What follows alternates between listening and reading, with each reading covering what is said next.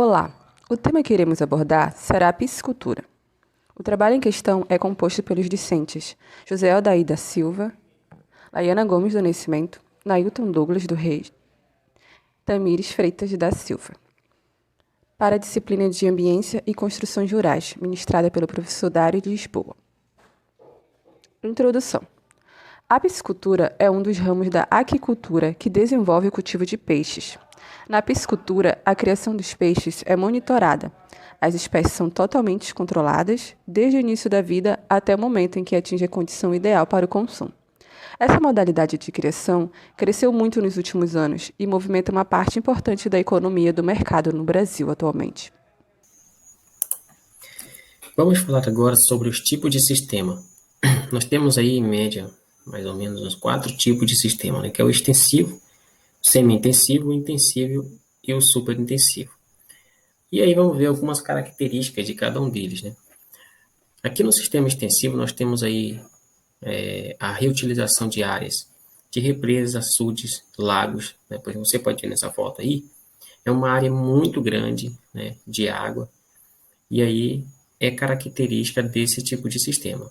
A baixa produção também, cerca, né, de 100 a 1.000 kg por hectare ano. A qualidade dos peixes no quesito comercial, né, para venda, não é de boa competitividade, ou seja, não são muito compatíveis com os peixes oriundos dos outros tipos de sistema, por assim dizer. Então, e outro fator também importante é que não é possível você ter uma produção definida, ou seja, você não pode dizer, daqui a 30 dias eu vou colher 5 toneladas de peixe. Você até pode colher 5 toneladas, mas você não tem certeza, né? Você não tem um projeto que você diga, nesse sistema eu vou tirar X quantidade de peixe, justamente por causa desse tipo de manejo. Aqui você não faz uso de ração, né? Por exemplo, então você não precisa aí de muito conhecimento técnico.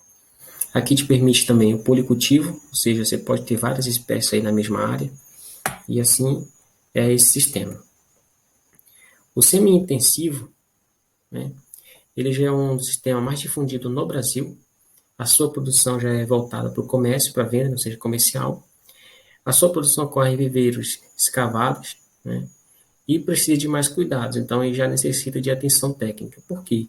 Porque você precisa fazer o controle de água, você precisa fertilizar esse viveiro, né, fornecer rações balanceadas para essas espécies também.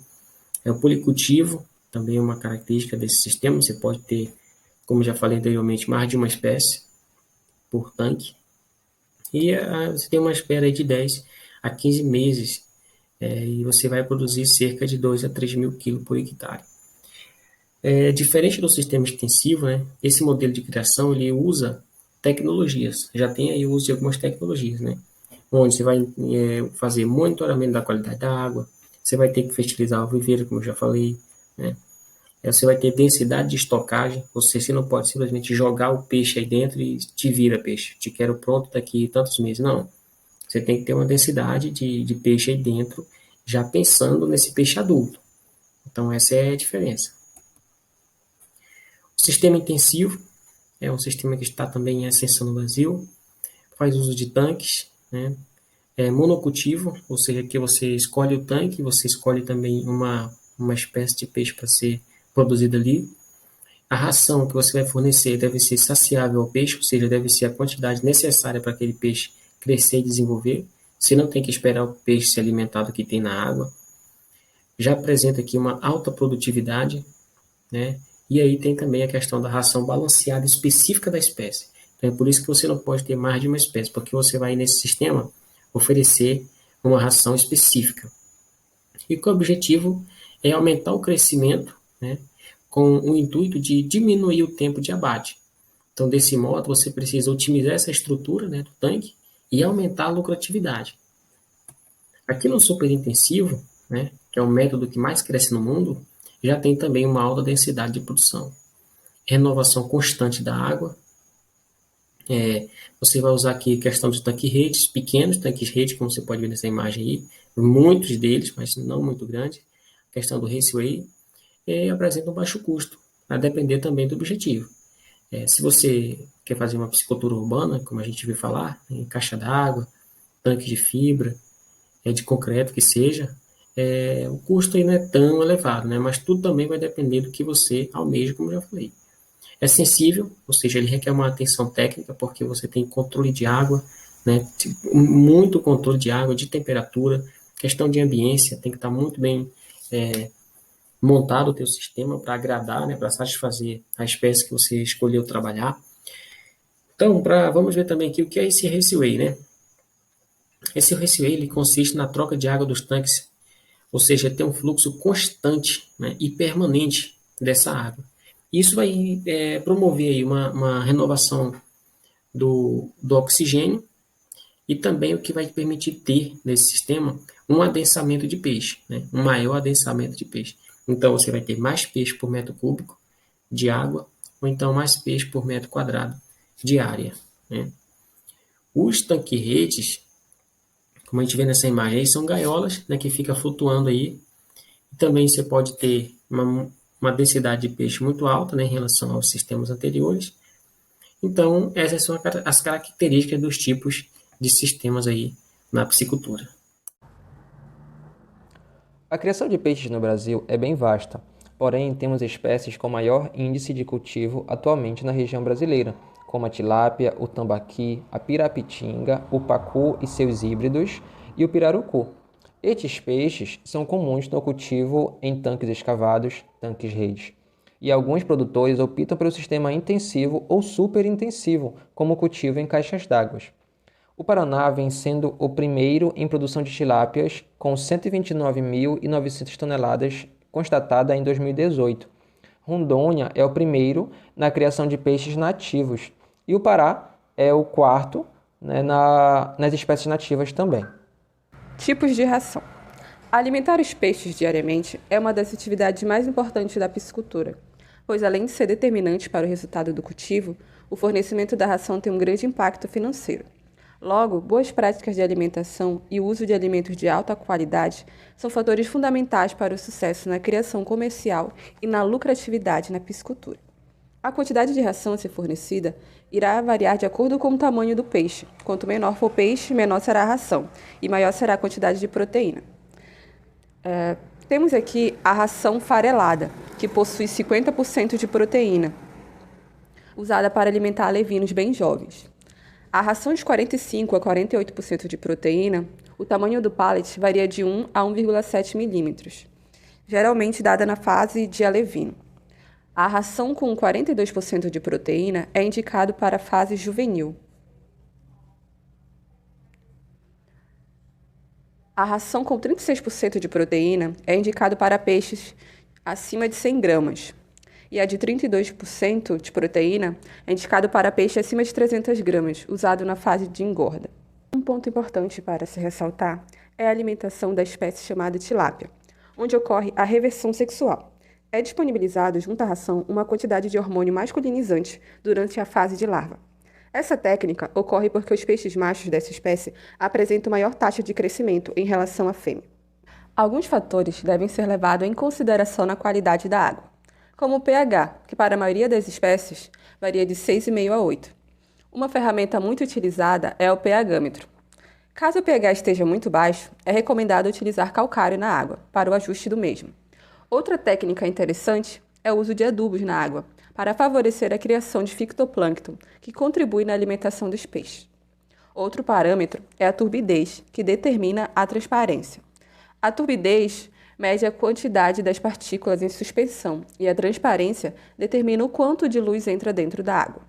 Para se medir a transparência da água, usamos o disco de Secchi, que é um disco pintado com faixas pretas e brancas intercaladas, como podemos ver na imagem. A profundidade que o disco não está mais visível é tomada como medida da transparência da água. No sistema de produção escolhido, usaremos a espécie tilápia, no qual foi introduzida no Brasil em 53 com a espécie Tilapia rendale. Porém, no decorrer dos anos, houve alguns problemas em termos de reprodução excessiva, e assim foi regularizado após os anos 2000, onde temos o gênero Oreochromis, sendo o principal destaque na aquicultura atual. Sua alimentação é variada, indo do herbívoro ao detritívoro. Os mais comuns são os de hábito fitoplanctófago, aceitando com maior facilidade as rações comerciais. A sua conversão alimentar é de 1,5 para 1, ou seja, a cada 1,5 de ração é convertido em 1 kg de massa corporal. A sua reprodução é fracionada, sendo realizada de 8 a 12 vezes durante o ano. Sua maturidade sexual é diretamente ligada às condições térmicas, espaciais, nutrição e clima. Em condições ideais, as matrizes iniciam sua reprodução aos 4 a 5 meses de idade, com uma média de 800 a 1.000 ovos. Ela apresenta o dimorfismo sexual, ou seja, são características que são diferentes em machos e fêmeas, como coloração em época reprodutiva, tamanho e seus orifícios ventrais. É um animal que tem uma porcentagem muito grande no seu desenvolvimento em cativeiro. Uma parcela vem de seu cuidado com a prole até o desenvolvimento em alevinos. E desta forma, vem sendo um dos mais importantes para a economia brasileira, estando no 4º lugar do ranking mundial. Vamos ver agora a questão de matrizes de tilápias. Esses peixes alcançam a sua maturidade sexual de 3 a 4 meses de vida. Para que ocorra, um alcance de todo o potencial dessa espécie em questão de produção de alevinos, o ideal é que ela tenha cerca de 8 meses de vida. Nessa idade, ela é capaz de produzir 1.000 alevinos por desova, possuindo um ciclo reprodutivo de 21 a 24 dias. E a taxa de mortalidade aí é de 20%. Como que ocorre o acasalamento? Os machos eles constroem uma espécie de ninho no fundo do viveiro, em formato circular, com diâmetro em torno de 30 a 70 centímetros. E é nesse local que acontecerá o acasalamento e a fêmea depositará os ovocitos, ovócitos, e o macho o sêmen, para haver fecundação. Então, quando ocorre a fecundação, é que os ovocitos vão ser chamados de ovos. Após a fecundação, a fêmea coloca todos os ovos na boca e assim ela vai permanecer por um período aí de 3 a 6 dias. Um outro fator muito importante é a questão da temperatura. O fator temperatura é muito importante na produção de alevino de tilápia, porque inclusive é a temperatura que vai dizer quantos dias esses ovos vão ficar na boca da tilápia. Se é 3, 4, 5 ou até mesmo os 6 dias. A temperatura ideal é de 27 a 29 graus Celsius.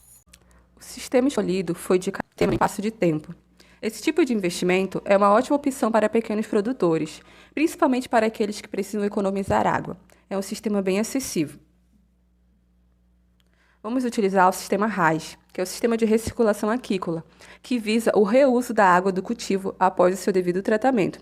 Como podemos ver na imagem, a água sai do tanque de criação, passa pelo decantador e depois passa pelo biotratamento. Alguns equipamentos utilizados serão a flange, o cano PVC, conexões, bomba.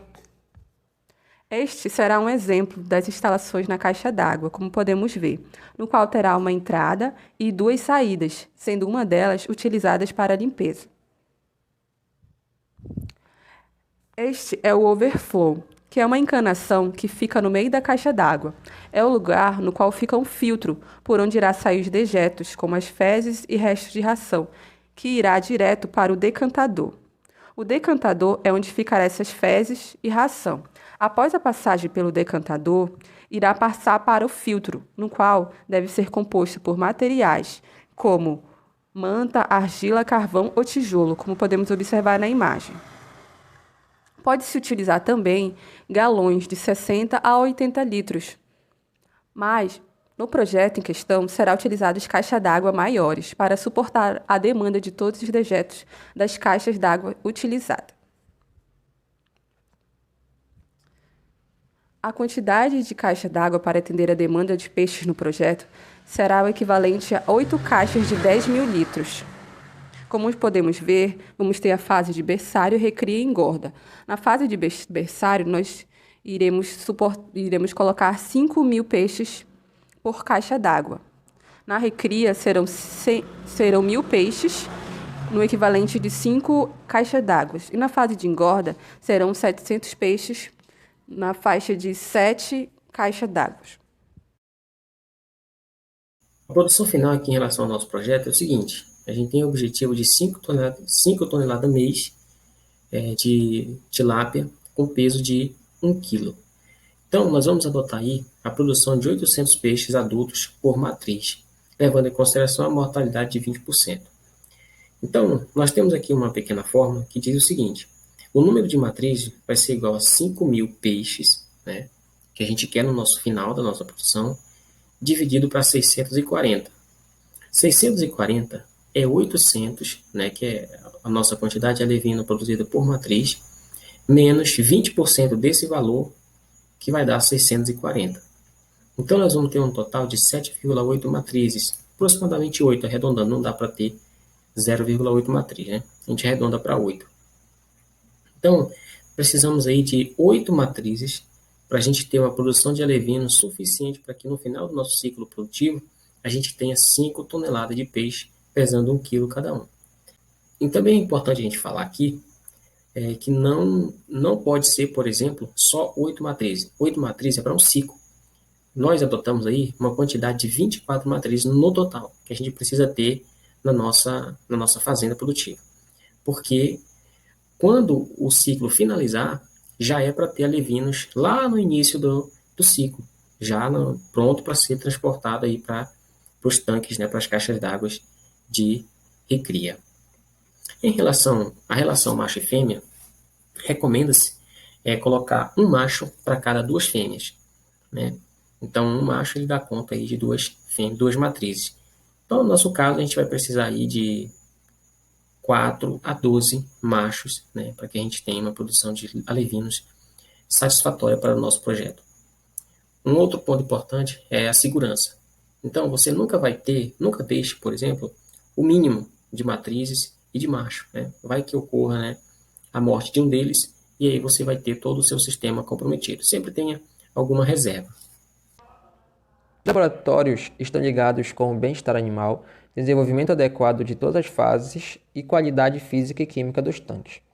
Este é dividido em 3 setores ou mais, sendo opcional para cada empresa, separados em reprodução, no qual é exclusivo para as matrizes e o macho reprodutor. Após a fecundação e passados 20 dias, que são os dias de cuidado da prole, as larvas são transferidas para o setor de lavinocultura, setor este que trabalha com a mudança sexual hormonal através de rações específicas, como foi mencionado em slides anteriores. Neste setor, também é onde se realiza ensaios laboratoriais para melhorias nas condições de criação e identificar potências, doenças congênitas, entre outros.